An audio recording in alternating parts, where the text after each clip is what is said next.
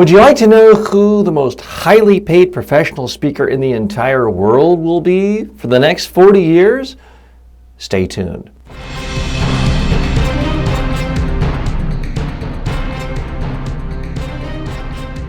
Speaking, the show about effective speaking in public, to the media, at work, and in life. Speaking with TJ Walker. So here's my prediction, folks, and this isn't exactly a groundbreaking contrarian position, but Barack Obama is about to become the most highly paid professional speaker ever in the history of the world, and will likely hold that title for the next 40 years. Here's why. People, number one, love to hear former presidents speak. You got to look at the competition. Who does he have? Well, there's George W. Bush, who really doesn't like to speak much, isn't known as a very good speaker, and had some problems with his administration, left office without very high approval ratings, and left office with the economy in tatters, 750,000 people losing their jobs a month. Now, this isn't a partisan observation, folks. These are just facts. This is not a partisan show. But George W. Bush doesn't really show any inclination to suddenly rack up millions and millions and millions of dollars as a speaker. Plus, he already made a very large amount of money, $18 million north of that, when he sold his interest in his baseball team. So I don't think he really has an interest in money, or certainly a need for money. Bill Clinton famously makes a lot of money as a speaker, but if his wife is president, I'm not making any predictions here, he's not going to be able to take any paid speaking engagements. And even if she's not, he's now, very close to 70. Barack Obama's only 54 years old. He could have a 40-year speaking career ahead of him. It's a long, long career. And Obama has, as I mentioned, several factors going in his favor. Number one, he's just really young for an ex-president. Number two, his approval ratings are high. There's no, like it or not, and again, some of you will say this is political, there are no major scandals that affected his tenure in office. Granted, there are a few months left. Now, number three, he's known as a great speaker, something that frankly wasn't true of George W. Bush or George H.W. Bush, is true of Bill Clinton. And finally, he's known as a good writer and a good thinker, and his books have sold very well and are respected in the literary community. So when you put all that together, it's going to make it really easy for him to rake up big, certainly $200,000 a speech, maybe as much as $500,000. Again, nothing new here. Reagan raised a few eyebrows, receiving millions of dollars for a handful of speeches to the Japanese. But by that point, Reagan was very much in the twilight of his career, and by the time he left office was 78 years old. And I don't think he had much of beyond the Alzheimer's issue, I don't think he had much of an interest in a lengthy, energetic speaking career. Obama's different. He clearly has a lot of energy. Now, he's going to get a lot of money for a book deal, too. Hillary Clinton had a $15 million book deal. Barack Obama, because of his reputation as an excellent writer and his other books have sold so well, could break. I'd be shocked if he didn't break that. We're talking maybe $20 million. So he is in a good position. Now, some have said, this is just easy money because you have one speech and you say it over and over again. It's not quite that simple, especially if you're a former president and you're still held in higher esteem, especially if your party is in power. Everything you say will be looked at as a potential implicit criticism of the current president. So there are a lot of landmines to avoid, but there are a lot of ways to reach people. I want to talk more in just a moment about other aspects of real superstar public speaking and what's involved. Speaking is brought to you by Media Training Worldwide. For all of your media training and public speaking training needs, go to MediaTrainingWorldwide.com.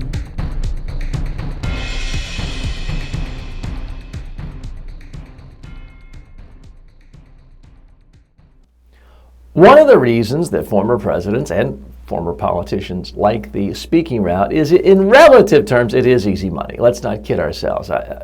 I said it's not as simple as just repeating the same speech over and over, but it's much easier than, for example, being the CEO of another company. After you've been president, I don't think you would want to do that. It's much easier than being on the board of directors. First of all, the pay is much greater. You could get $200,000, $300,000, $400,000, $500,000 for an hour's speech. There are not many board of directors positions that pay that much, and it requires a lot more time, a lot more effort, and for that matter, more liability as a director of a publicly traded corporation. So I don't see Obama following that model. Now, here's the thing that most people don't realize about former politicians who join the speaking ranks. Bill Clinton, specifically. People say, oh, he's just out there cashing it in, getting rich, never showing up unless people give him millions. It's not quite. Yes, he's raised tens and tens of millions of dollars for his own pocket, speaking, not criticizing that. But what most people don't realize is that only 1 out of every 10 speeches he delivers does he get paid for. The other 9 he does not charge. They're either for public policy issues, events, universities, political candidates he favors, causes he favors, fundraisers. So, yeah, he does make the big bucks, but let's not forget, I'm not saying he's worth it or anyone's worth $500,000 for a talk, but you don't get to this position of being able to charge $500,000 a speech because you aspire to be the most highly paid speaker in the world. You get there because you had a passion for speaking and you did it again and again and again, and you had some luck and success. Bill Clinton, before he ever gave a single paid speech, gave 300 speeches a year as president. You know who else gave 300 speeches a year? Martin Luther King Jr. So it wasn't just the I Have a Dream speech and calling it a day. He spoke and spoke and spoke and spoke. And that's the thing about these political leaders is they do have tremendous energy. Look at the energy Ronald Reagan used at age 69 when he ran for president in 1980. Tremendous energy, tremendous amount of speaking. That is why some political candidates lose their voice towards the end of a campaign, because at that point they've given maybe 12 speeches a day, plus media interviews. They talk themselves out. Now, how is this relevant to the rest of us, some of us who may be professional speakers? Part of it is it really isn't. There is a rarefied part of the world where you're a former president of a country, a big country, a well-respected country, and there's simply going to be more opportunities presented to you at much, much higher fees. The part that I do think is relevant is if you really enjoy speaking and you'd like to get paid, speak every time you can. Speak at every opportunity you can. Reach a larger audience, because every single politician who's ever made a dime from a speech has given thousands of speeches for free. To me, that's the biggest takeaway. If you want to be a highly paid speaker, and I'm not saying I can help you get $200,000 or $500,000 a speech, because I don't get that. But if you really love speaking, don't wait until you become president, because that might not ever happen. If you love to speak, use every opportunity you can to speak.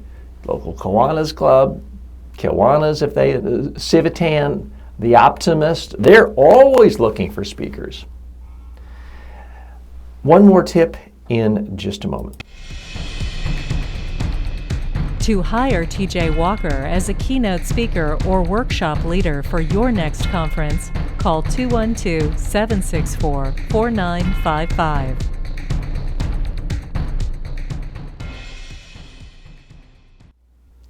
The big reason, of course, that former presidents get $200,000, $300,000, $400,000 a speech is that they're famous, they're well known, they have a vast number of followers, and any organization that books them to come to their convention is going to be guaranteed maybe twice as many people showing up, and they can charge a lot more.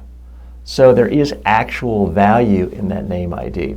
But let's take a step back. The reason they're famous is they have followers. They have people who like their ideas, support them, have either voted for them or given them cash. They are fans, essentially. Well, these days, politics is still a good avenue for that, if you have the stomach for it. But you don't have to be a politician. You can be a YouTube star if you can generate something that attracts a following. The hard part these days, whether it's politics getting enough votes or any other industry, is speaking out regularly, having a message that resonates with an audience, and building an audience, building a fan base, building a community. Any president, whether you're Reagan or Clinton, has a huge, huge fan base of tens of millions of people who voted for you. And that's why they command the super fees. But if you want a fee of $10,000, $20,000, you don't have to be president of a country, but you do need to develop a fan base of people who are essentially voting for you with their time, with their eyeballs watching you on YouTube, with their ears listening to you on iTunes. And there's no simple, quick, easy way of doing that other than to speak often, speak regularly. Clinton gave thousands and thousands of speeches before getting any money for one. Barack Obama did a lot of writing before he got more than really a small pittance for his books, because he likes to write and he likes to speak. So that's my final message to you. If you want to make money as a speaker, speak often and find an audience of people who really care about your ideas and you. I'm TJ Walker. Thanks for listening. As always, may all of your presentations in life be a huge success. Speaking with TJ Walker is the #1 rated daily streaming TV and radio show devoted to all aspects of speaking and communication. If you received value from this show, then please subscribe to it at MediaTrainingWorldwide.com. Please review the show, leave comments, and share it with your friends and colleagues today.